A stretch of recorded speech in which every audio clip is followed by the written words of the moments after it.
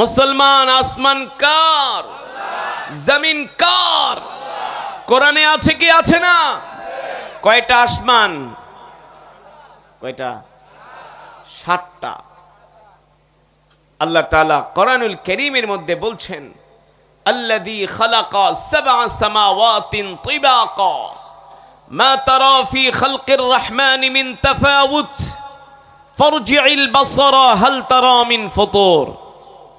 নবী, আপনি বলে দেন, আমি আল্লাহ তাদের মাথার উপরে 1টা না, 2টা না, 3টা না, 4টা না, 5টা না, 6টা না, আমি আল্লাহ তাদের মাথার উপরে 7টা আসমান বানিয়েছি। কয়টা? এই 7টা আসমান বানাতে যে আল্লাহ তাআলা মিলিয়ন মিলিয়ন খুঁটির ব্যবহার করেছেন। হ্যাঁ, খুঁটি ছাড়া আসমান আছে? খুঁটি ছাড়া তো প্যান্ডেল থাকে না, বিল্ডিং থাকে না, ব্রিজ থাকে না, তাহলে খুঁটি ছাড়া আসমান কিভাবে আছে? তাও 1টা না, 2টা না, কয়টা? 7টা। সুবহানাল্লাহ বলেন। তাহলে ক্ষমতা কার? এই যে খুঁটিবিহীন আসমানগুলো টিকে আছে, এটা হলো আল্লাহ তাআলার নির্দেশ। আল্লাহ তাআলার নির্দেশ, আল্লাহ তাআলার অর্ডার, আল্লাহ তাআলার কুদরত। ঠিক কিনা বলেন? মুসলমান, যে রব খুঁটিবিহীন এত বিশাল বড় আসমান বানিয়েছেন, যেই রব এই বিশাল বিস্তীর্ণ পৃথিবী সৃষ্টি করেছেন, যেই রব বিশাল এই সমুদ্র সৃষ্টি করেছেন, যেই রব সারা পৃথিবীতে অগণিত পাহাড় সৃষ্টি করেছেন, আমি সেই রবের জবানের কালাম থেকে আপনাদের সামনে তিলাওয়াত করেছি। শুনছেন? আল্লাহ তাআলার কালাম হৃদয়ে লাগে কি লাগে না? হার্ট টাচ করে কি করে না? সুবহানাল্লাহ বলেন। এই যে আমি আল্লাহ তাআলার কোরআন পড়লাম, আপনারা শুনছেন, এক এক হরফে 10টি করে নেকি পাইছেন। কয়টা করে? আপনারা কিন্তু আমার সাথে একটা কমিটমেন্ট করছেন, ওয়াদা করছেন হাত উঠায়া। মুমিন কখনো ওয়াদার বরখেলাফ, যে ওয়াদা করে ওয়াদা রাখতে পারে না সে মুমিন না, সে হলো মুনাফিক। আমি আগেই বলছি, এই জীবনে রাত্র জায়গা জায়গা অনেক সিনেমা দেখছেন, অনেক ফুটবল খেলা দেখছেন, অনেক গুনার কাজ করছেন, জুয়া খেলছেন, গাঞ্জা খাইছেন, হিরন খাইছেন, ফেন্সিডিল খাইছেন, সারা রাত কাটায় দিছেন।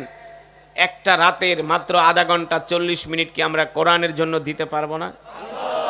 তাহলে উঠাউঠি করেন কেন? একজনও সামনে থেকে উঠবে না, পিছ থেকে উঠবে না। আমরা জমে জমে বসে বসে আমরা কোরআনের বয়ান শুনবো, যাতে আল্লাহ তাআলা দেখেন যে আমরা আল্লাহ তাআলাকে কতটা ভালোবাসি। ঠিক কিনা বলেন?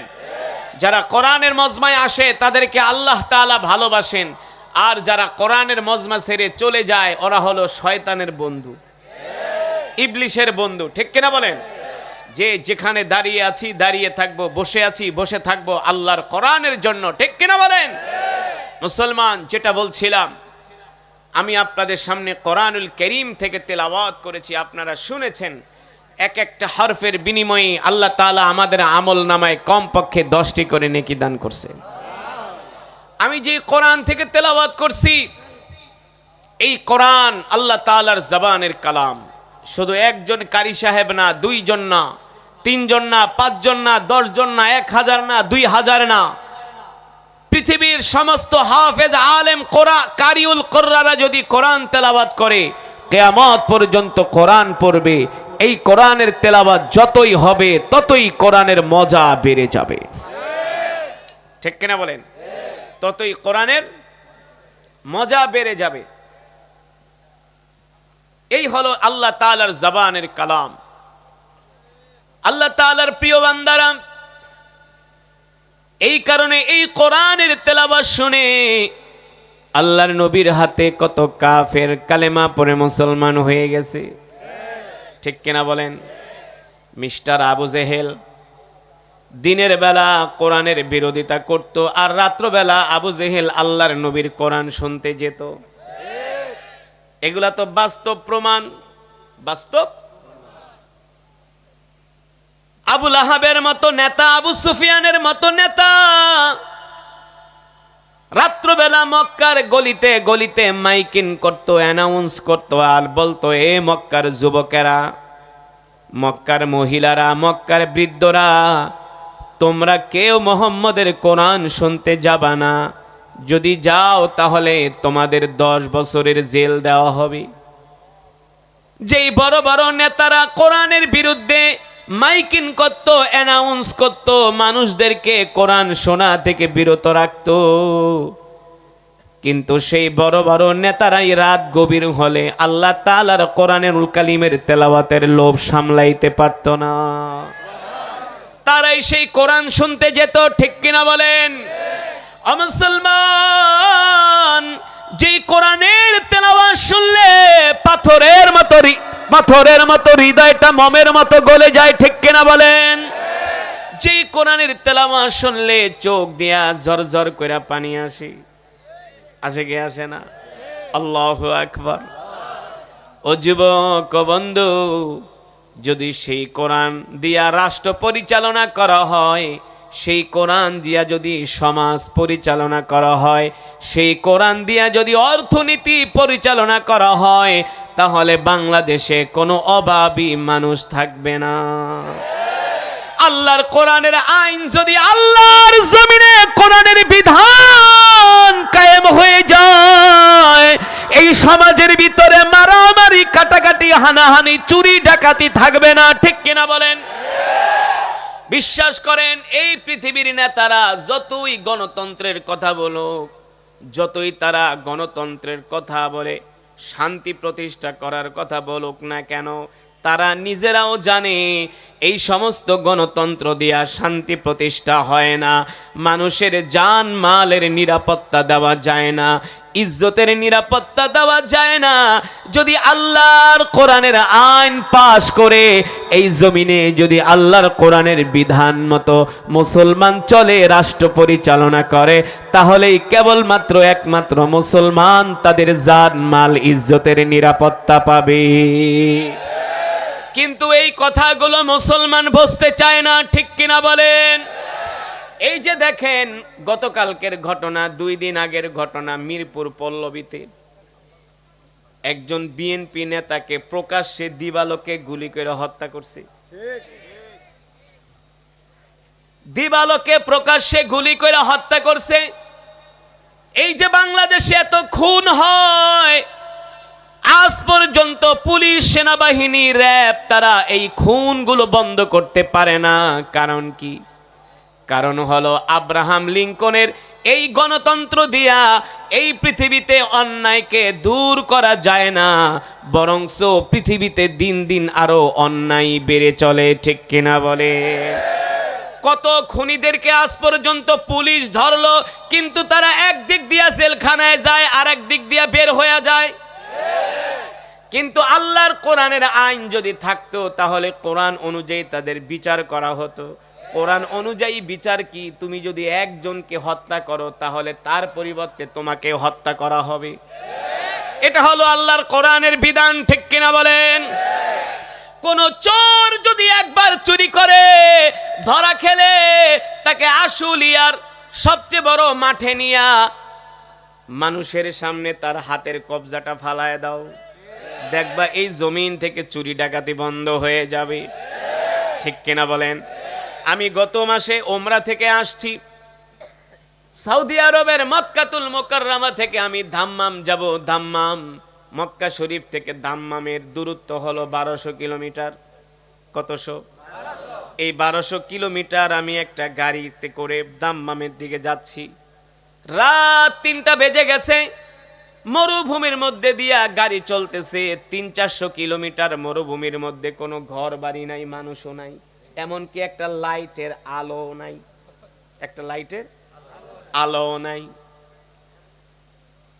আমি গাড়ির হেল্পারকে প্রশ্ন করলাম, এই যে তোমরা গভীর রাত্রে এই মরুভূমির মধ্যে দিয়া গাড়ি নিয়ে যাচ্ছ, জনমানবহীন এলাকা, এখানে কোনো মানুষ নাই, কোনো জীব জানোয়ারও নাই, একটা লাইটের আলো নাই, এই সময়ে যদি আমাদেরকে ডাকাত দল আইসা আক্রমণ করে আমাদের থেকে আমাদের টাকা পয়সা সব কিছু যদি ছিনায় নেয়, তাহলে আমরা এই ডাকাতের হাত থেকে কিভাবে রক্ষা পাবো? ওই হেল্পার আমাকে ডাক দিয়ে বলে, হুজুর এটা বাংলাদেশ পান না, এটা সৌদি আরব। আপনাদের দিকে চোর ডাকাত কেন, কোন শয়তানও আপনাদের দিকে ভুলেও তাকাবে না। আমি বলি কারণ কি, এর কি রহস্য? বলে হুজুর সৌদি আরবে কোরআনের আইন আছে। কি আছে? সৌদি আরবে হাতে গোনা কয়েকটা কোরআনের আইন আছে। যদি চোর চুরি করে ধরতে পারলে তার হাত কেটে দাও। কোন দর্শক যদি ধর্ষণ করে তাকে ধরতে পারলে পাথর মেরা হত্যা করো। কোন খুনি যদি খুন করে তাকে যদি ধরতে পারো তাহলে তাকে মানুষের সামনে নিয়ে ফাঁসির রশি দিয়া তাকে লটকায়া তার কল্লা ফেলে দাও। ঠিক কিনা বলেন? তাহলে এই জমিন থেকে চুরি ডাকাতি খুন খারাপি বন্ধ হয়ে যাবে। ঠিক কিনা বলেন? মক্কার আবু জেহেলরা জানতো মোহাম্মদ জি কোরআন পড়ে। মক্কার যুবকেরা এই কোরআনের তেলাওয়াত শুনে পাগল হয়ে যায়, স্বয়ং আবু জেহেলরাও পাগল হয়ে যায়। মক্কার কাফেররা জানতো মোহাম্মদ জি কোরআন পড়ে, এই কোরআন অনুযায়ী যদি মক্কার যুবকেরা চলে তাহলে মক্কার জমিনে কোনো চুরি থাকবে না, ডাকাতি থাকবে না, ছিনতাই থাকবে না, চাঁদাবাজি থাকবে না, মাস্তানি থাকবে না। আর এই সমস্ত অন্যায় কাজ যদি না করে তাহলে তো নেতাদের পকেটও ভারী হবে না, নেতাদের পকেটও ভারী হবে না। এই কারণে আবু জেহেলরা বলল মোহাম্মদকে কোরআন শুনতে দেওয়া যাবে না, কোরআন পড়তে দেওয়া যাবে না। ঠিক কিনা বলেন? কিন্তু দেখেন আল্লাহ তাআলার কি হুকুম, আল্লাহ তাআলার কি কুদরত, যে আবু জেহেল কোরআনের বিরোধিতা করছে কিন্তু আল্লাহ তাআলা আবু জেহেলকে হেদায়েত দেয় নাই। আবু জেহেল কালেমা পড়া মুসলমান হতে পারে নাই, কিন্তু তার ছেলে ইকরামা ইবনে আবু জেহেল ঠিকই কালেমা পড়ে মুসলমান হয়েছে। আবু জেহেলের ছেলে ইকরামা কালেমা পড়া মুসলমান হয়ে গেছে। সুবহানাল্লাহ বলেন। আল্লাহ তাআলা কোরআনুল কারীমের মধ্যে বলেন, ওয়া নুনাজ্জিলু মিনাল কুরআনি মা হুয়া শিফাউ ওয়া রাহমাতুল লিল মুমিনিন। আল্লাহু আকবার। ওয়া লা ইয়াজিদুয যালিমিনা ইল্লা খাসারা। নবী হে আমার, আমি আল্লাহ আপনার উপর যে কোরআন নাজিল করেছি এই কোরআন আমি মুমিনের মুক্তির জন্য নাজিল করেছি, মুমিনের শেফার জন্য নাজিল করেছি। আল্লাহু আকবার। বিশ্বাস করেন যদি বাংলার জমিনে কোরআনের রাজ কায়েম হয়ে যায় তাহলে গার্মেন্টস শ্রমিকদেরকে আর বেতন নেওয়ার জন্য রাজপথে নামতে হবে না। মালিকের লোক এসে আপনাদেরকে পায়ে ধরে বেতন দিয়ে যাবে। কারণ আল্লাহ রাসূলের হাদিস, শ্রমিক যখন কাজ করে শ্রমিকের ঘাম শুকানোর আগে তার পাওনা দিয়ে দাও। আর আমার দেশের শ্রমিকদেরকে অনেকে বেতন দিতে চায় না, মাসের পর মাস ঘুরায় কিন্তু তাদেরকে দিয়া ঠিকই কাজ করায় নাই। ঠিক কিনা বলেন? কিন্তু আল্লাহর কোরআনের আইন যদি আল্লাহর জমিনে প্রতিষ্ঠিত হয়ে যায় তাহলে জমিনের মধ্যে ইনসাফ কায়েম হবে। ঠিক কিনা বলেন? ঠিক কিনা বলেন? এই কারণেই তো আমিরুল মুমিনিন খলিফাতুল মুসলিমিন হযরত ওমর যখন খলিফা, হযরত ওমর মসজিদে নববীতে দাঁড়ায় বলছিল, ওমর হলো এখন মক্কার শাসক, মদিনার শাসক। ওমরের রাজ্যে যদি একটা কুকুরও না খায়া মরে তাহলে কাল হাসরের ময়দানে ওমরকে আল্লাহর আদালতে জবাব দিতে হবে। আল্লাহর আদালতে জবাব দিতে হবে যদি ওমরের রাজ্যে, ওমরের দেশে একটা কুকুরও না খায়া মরে। এই কারণেই তো ওমর ঘরে আয়েশা তার গোলামকে ডাক দিয়ে বলল, গোলাম তাড়াতাড়ি করে গুদাম খুলে দাও। বাইতুল মালের গুদাম খুলে দেওয়া হলো। হযরত ওমর নিজের মাথায় করে আটার বস্তা নিয়ে বৃদ্ধা মহিলার ঘরে চলে গেল। ঠিক কিনা বলেন? নিজের হাত দিয়া রুটি বানায়া বৃদ্ধা মহিলাকে খাওয়ালেন, বিধবা মহিলাকে খাওয়ালেন, তার সন্তানদেরকেও খাওয়ালেন। কেন হযরত ওমর এই কাজ করলেন? হযরত ওমর জানে আজকে যদি আমি জনগণের সেবা না করি, জনগণের হক যদি আদায় না করি তাহলে কাল হাসরের ময়দানে ওমরকে আল্লাহর আদালতে আসামি হিসাবে উঠানো হবে। ঠিক কিনা বলেন? ও মুসলমান, এই কারণেই মক্কার কাফেররা সব সময় ভয়ে থাকতো যদি মুহাম্মদ কোরআনের আইন যদি মক্কার জমিনে চালু করে দেয়, তাহলে মক্কার মানুষগুলো সোনার মানুষে পরিণত হয়ে যাবে। ঠিক কিনা বলেন? আবু জেহেলরা বিরোধিতা করছে, কিন্তু পারে নাই। আল্লাহর নবীকে শেষ পর্যন্ত আবু জেহেলরা মক্কা থেকে খেদায় দিয়েছে। আল্লাহর নবী মক্কা থেকে বের হয়ে মদিনায় চলে গেছে। আল্লাহর নবী মদিনায় যাওয়ার পরে মক্কার কাফেররা ষড়যন্ত্র শুরু করেছে। মুহাম্মদকে আমরা মক্কা থেকে তাড়ায় দিলাম, মুহাম্মদ মদিনায় চলে গেছে। ওইখানে যায় যদি মুহাম্মদ কোরআন দিয়ে রাষ্ট্র পরিচালনা করে, তাহলে মুহাম্মদের সাথী সঙ্গীর সংখ্যা বেড়ে যাবে, মুহাম্মদের অনুসারীর সংখ্যা বেড়ে যাবে। আর যখন মুহাম্মদের অনুসারীর সংখ্যা বেড়ে যাবে, মুহাম্মদ আবার মক্কায় এসে আমাদের উপরে আক্রমণ করবে। এই কথা ভেবে মক্কার কাফেররা 3000-এর বাহিনী নিয়ে মদিনায় আক্রমণ করার জন্য গেলেন। মদিনায় এমন আক্রমণ করলো মক্কার কাফেররা, আল্লাহর নবী 3000 কাফেরকে মোকাবেলা করার জন্য মাত্র 800 সাহাবী নিয়ে ময়দানে আসলেন। 800 সাহাবীরা 3000 কাফেরকে উহুদের ময়দানে এমন ভাবে শায়েস্তা করলেন, এমন ভাবে শিক্ষা দিলেন, ওই যুদ্ধে মক্কার কাফেররা মুসলমানদের কাছে পরাজিত হতে বাধ্য হয়েছে। আল্লাহু আকবার। ও মুসলমান, কারণ কি? মক্কার কাফেরদের সৈন্য সংখ্যা হলো 3000, আর মুসলমানের সৈন্য সংখ্যা মাত্র 800। কয়শো? আল্লাহর নবী ওই যুদ্ধে বিজয় অর্জন করেছেন। অস্ত্র দিয়া না, সৈন্য দিয়া না, শক্তি দিয়া না, ক্ষমতা দিয়া না। আল্লাহর নবীর কাছে সবচেয়ে বড় অস্ত্র ছিল, সেটা হলো কোটা 30 পারা কোরআন। এই কোরআনের তেলাওয়াত করে, এই কোরআনের তেলাওয়াত শুনে আল্লাহ রাসূলের সাহাবীরা শপথ নিয়েছেন, আসমান যার আইন চলবে তার, জমিন যার বিধান চলবে তার। ঠিক কিনা বলেন? আল্লাহর জমিনে আবু জেহেলদের মাতবরি চলবে না, আবু লাহাবদের মাতবরি চলবে না, উতবা শাইবাদের মাতবরি চলবে না। ঠিক কিনা বলেন? সাহাবীরা ইমানের বলে বলিয়ান হয়ে 3000 কাফেরকে উহুদের ময়দানে এমন শিক্ষা দিলেন। ওই উহুদের যুদ্ধে আবু জেহেলের ছেলে ইকরামা, নাম কি? আবু জেহেল তো বদর যুদ্ধেই নিহত হয়েছে, জাহান্নামে চলে গেছে। তো বদর যুদ্ধে মার খাওয়ার পরে আবু জেহেলের ছেলে ইকরামা তিনি শপথ নিলেন যে মুহাম্মদ আমার বাবাকে হত্যা করছে, আমি উহুদ যুদ্ধে এই হত্যার প্রতিশোধ নিব। কে বললেন? আবু জেহেলের ছেলে ইকরামা, যে উহুদ যুদ্ধে আমি আমার বাবার হত্যার প্রতিশোধ নিব। খুব আশা নিয়া, ডাল তলোয়ার নিয়া আল্লাহ রসুলের বাহিনীকে মোকাবেলা করার জন্য মক্কা থেকে ইকরামা আবু জেহেলের ছেলে আসলেন উহুদের ময়দানে। আল্লাহ রসুলের সাহাবীরা এমন আক্রমণ শুরু করলো, এক আক্রমণে আধা ঘন্টার মধ্যে মক্কার কাফের বাহিনী 3000 সৈন্য আধা ঘন্টার মধ্যে যুদ্ধের ময়দানে তারা লন্ডভন্ড হয়ে গেলেন। ইকরামা এমন মাইর খাইলো, বলল যে বদরে খেলো আমার বাবা মাইর, উহুদে খাইলাম আমি মাইর। বাবার পিতৃ হত্যার প্রতিশোধ নিতে পারল না। মনের দুঃখে ইকরামা চলে গেছে আবার মক্কায়। মনের দুঃখে আবার ইকরামা কোথায় চলে গেছে?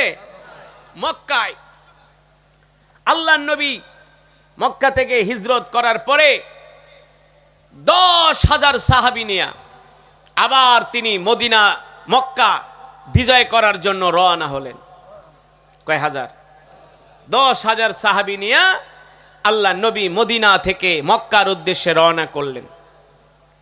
আবু জেহেলের ছেলে ইকরামা জানতে পারল যে মুহাম্মদ আসতেছে মক্কা বিজয় করতে।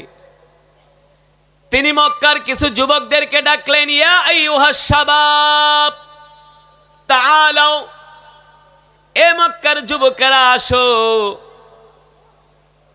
আমরা বদরের যুদ্ধে মার খেয়েছি মুহাম্মদের হাতে, উহুদের যুদ্ধে মার খেয়েছি মুহাম্মদের হাতে। এখন নাকি ওই মুহাম্মদ আমাদের মক্কা বিজয় করবে, যদি মক্কার ক্ষমতা মুহাম্মদের হাতে চলে যায় তাহলে আমাদের অস্তিত্ব বিলীন হয়ে যাবে। আর আমার বাবা ছিলেন আবু জেহেল, মক্কার সবচেয়ে বড় লিডার। আমি চাই এই যুদ্ধে আমার বাবার হত্যার প্রতিশোধ নিতে। মুহাম্মদ যে মক্কায় আক্রমণ করবে, মক্কা বিজয় করবে মুহাম্মদ, আমি চাই মুহাম্মদের বাহিনীকে রাস্তার মধ্যে আমি আটকিয়ে দিব, তাদেরকে আমি রাস্তার মধ্যে বাধা দিব। মক্কার এমন কোন যুবক আছো কিনা আমার সাথে তোমরা শরীক হবা? মুহাম্মাদের বাহিনীকে আমি আবু জেহেলের ছেলে ইকরামা একটা চরম শিক্ষা দিব। এই কথা শোনার পরে 200 মক্কার যুবক আবু জেহেলের ছেলে ইকরামার সাথে তারা যোগ দিলেন আর শপথ নিলেন যে কোনোভাবে আমরা মুহাম্মাদের বাহিনীকে রাস্তায় আটকিয়ে দিব, মক্কায় প্রবেশ করতে দিব না, মক্কা বিজয় করতে দিব না। এবার 200 তীরন্দাজ মক্কার বাহিনী আবু জেহেলের ছেলে ইকরামার নেতৃত্বে আল্লাহর পয়গম্বর মুহাম্মদ সাল্লাল্লাহু আলাইহি সাল্লামের বাহিনীর উপরে তারা আক্রমণ শুরু করলো। এই আক্রমণ আজ করতে পারলেন হযরত আলী রাদিয়াল্লাহু তাআলা আনহু। আল্লাহু আকবার বলেন। যাকে বলা হয় শেরে খোদা হযরত আলী রাদিয়াল্লাহু তাআলা আনহু, যেই আলী সম্বন্ধে আল্লাহর নবী বলেছেন আনা মাদিনাতুল ইলম ওয়া আলা আলী ওয়া আলা আলিয়ুন বাবুহা, আমি হলাম শহরের, আমি হলাম জ্ঞানের নগরী, আর আমার আলী হলো সেই জ্ঞানের নগরীর দরজা। আল্লাহু আকবার। ওয়া আলিয়ুন বাবুহা। হযরত শেরে খোদা আলী রাদিয়াল্লাহু তাআলা আনহু দেখলেন আবু জেহেলের ছেলে ইকরামার নেতৃত্বে 200 মক্কার যুবক আসতেছে মক্কার বাহিনীকে আক্রমণ করার জন্য। হযরত আলী রাদিয়াল্লাহু তাআলা আনহু মাত্র 10 জন মর্দে মুজাহিদ নিয়ে তাদের 200 যুবকের উপরে হযরত আলী রাদিয়াল্লাহু তাআলা আনহু আক্রমণ শুরু করে দিলেন। আল্লাহু আকবার। এমন আক্রমণ করলো মক্কার বাহিনীর 200 যুবক হযরত আলী রাদিয়াল্লাহু তাআলা আনহুর বাহিনীর কাছে পরাজিত হলো। আল্লাহু আকবার। এই দিক দিয়ে আল্লাহর নবী 10,000 সাহাবী নিয়ে মক্কা বিজয় করলেন। মক্কার বড় বড় নেতারা এসে আল্লাহ রাসূলের কাছে আত্মসমর্পণ করতেছে। আবু সুফিয়ানের মতো নেতা আল্লাহর নবীর হাতে হাত রেখে আত্মসমর্পণ করে কালেমা পড়ে মুসলমান হয়ে যাচ্ছে। আল্লাহু আকবার। এই দিক দিয়ে আবু জেহেলের ছেলে ইকরামা মনে মনে ভাবলেন মুহাম্মদ তো মক্কা বিজয় করে ফেলেছে, যেই মুহাম্মদকে আমি আর আমার বাবা এত কষ্ট দিছি, ওই মুহাম্মদ যদি আমাকে ধরতে পারে তাহলে আমাকে আর রাখবে না, ফাঁসিতে ঝুলাবে। ঠিক কিনা বলেন? কারণ যেই মুহাম্মদকে আমি এত কষ্ট দিছি, এত যন্ত্রণা দিছি, আমরা মুহাম্মদকে মক্কা থেকে বের করে দিছি। আজকে মক্কার ক্ষমতা মুহাম্মদের হাতে, যদি আমি মুহাম্মদের সামনে পড়ি মুহাম্মদ আমাকে আস্থা রাখবে না, মুহাম্মদ আমাকে ফাঁসির রশিতে ঝুলাবে। এই কথা চিন্তা করে ইকরামা বলল আমি আর মক্কায় যাব না, আমি এবার মক্কা থেকে বের হইয়া মক্কা থেকে আমি অন্য কোনো শহরে চলে যাব, অন্য কোনো দেশে চলে যাব। মক্কার যুবকদেরকে বলল ও দোস্তরা, আমার স্ত্রীকে বলে দিও আমি আর কোনোদিন মক্কায় ফিরব না, কারণ মুহাম্মদ আমাকে ধরতে পারলে আমাকে আর মুহাম্মদ জীবিত রাখবে না। এই কারণে আমি চলে গেলাম জর্দানের নদীবর্তী এলাকায়, সেই উপকূলীয় এলাকা থেকে নদী পার হয়ে আমি অন্য কোনো দেশে আমি চলে যাব। এই কথা বলে ইকরামা রওনা দিলেন। ইকরামা রওনা দিয়া জর্দানের দিকে রওনা করলেন। আল্লাহর নবী মক্কা বিজয় করলেন। মক্কার যুবকরা দলে দলে আল্লাহর নবীর হাতে হাত রেখে কালেমা পড়ে মুসলমান হয়ে যাচ্ছে। মক্কার যুবকেরা বুঝতে পারলো যেই মুহাম্মদ তাকে আমাদেরকে এত সুন্দর কোরআন শুনাইতো, ওই মুহাম্মদ যেহেতু মক্কা বিজয় করে ফেলেছে, মুহাম্মদের হাতেই আমরা নিরাপদ, মুহাম্মদের হাতেই আমাদের জান আমাদের মাল নিরাপদ। ঠিক কিনা বলেন? কারণ যেই মুহাম্মদ এত সুন্দর করে কোরআন পড়তে পারে, মানুষের সাথে সুন্দর আচরণ করে, ওই মুহাম্মদ কারো জন্য হুমকি হতে পারে না। ঠিক কিনা বলেন? ও মুসলমান, আমি আপনাদেরকে বলে যাই, যারা এত সুন্দর কোরআনের বাণী শোনায়, কোরআনের কথা বলে, দ্বীনের কথা বলে, তাদের হাতে যদি রাষ্ট্রের ক্ষমতা যায় তারা কখনো জনগণের সাথে দুই নাম্বারি করবে না, করবে না। ইমারত ইসলামিয়া আফগানিস্তান, আমেরিকা এত মিথ্যা প্রোপাগান্ডা ছড়িয়েছে যে আফগান দেউলিয়া হয়ে গেছে, ফকির হয়ে গেছে, খাওয়া পায় না। এখন পত্রিকায় আসতেছে আফগানিস্তান দিন দিন আধুনিক আধুনিক লেটেস্ট গাড়ি বানাচ্ছে, অস্ত্র বানাচ্ছে, আধুনিক যুদ্ধ বিমান বানাচ্ছে, আধুনিক অস্ত্র বানাচ্ছে। আর আমেরিকাকে বলতেছে, আমেরিকা আর একবার যদি আমাদের দিকে চোখ বাঁকা কইরা তাকাও তাহলে তোমাদের চোখ আমরা উঠিয়ে ফেলবো। ঠিক কিনা বলেন? আমাদের দেশ স্বাধীন হলো আজকে 52 বছর, এখনো ভারত আমাদেরকে শান্তিতে থাকতে দেয় না। প্রতিদিন সীমান্তে আমাদের বাংলাদেশিদেরকে হত্যা করে। এই দেশের শাসকরা আজ পর্যন্ত পারলো না ভারতের চোখে চোখ রেখে একটা হুমকি দিতে পারছে? আগে যারা 16 বছর ক্ষমতায় ছিল সবগুলা ছিল হিজলা, সবগুলা ছিল হিজলা। তারা ভারতকে একটা চোখ রাঙ্গানি দিতে পারে নাই, পারছে? আর ওই আফগানের মোল্লাদের কাছে আল্লাহর কোরআনের শাসন আছে, এই কারণে তারা কাউকে ভয় পায় না, কাউকে। ভারত আইসা মোল্লাদের পায়ের কাছে পড়ে থাকে, আমাদের সাথে সম্পর্ক করো, তোমরা যা চাও আমরা তাই দিব। ভারতের পররাষ্ট্র মন্ত্রী আমির খান মুত্তাকি আসলেন দিল্লিতে, সাংবাদিক সম্মেলন করবে। আমির খান মুত্তাকি বলল, শোনো আমি কিন্তু মোল্লা। আমি কি? আমি মোল্লা। তারা কাঠ মোল্লা না, তারা হলো আসল মোল্লা। তারা হলো কি? আসল মোল্লা। বলল আমরা সাংবাদিক সম্মেলন করব, কিন্তু আমাদের সম্মেলনে মহিলা সাংবাদিক নট অ্যালাউ। মহিলা সাংবাদিক নট অ্যালাউ, কোনো মাতবরি চলবে না, কোনো মহিলাকে আমাদের সংবাদ সম্মেলনে ঢুকতে দিবা না।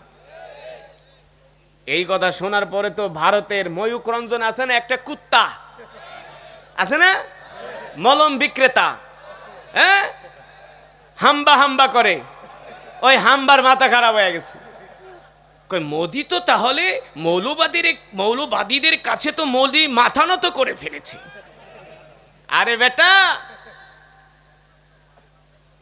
আসলে সত্যিকার অর্থে পৃথিবীর 250 কোটি মুসলমান যদি ইসলাম অনুযায়ী চলতো, আল্লাহর কোরআন দিয়ে রাষ্ট্র পরিচালনা করত, আমেরিকা, রাশিয়া, চীন, জাপান কেউ মুসলমানের সামনে কথা বলার সাহস পেত না।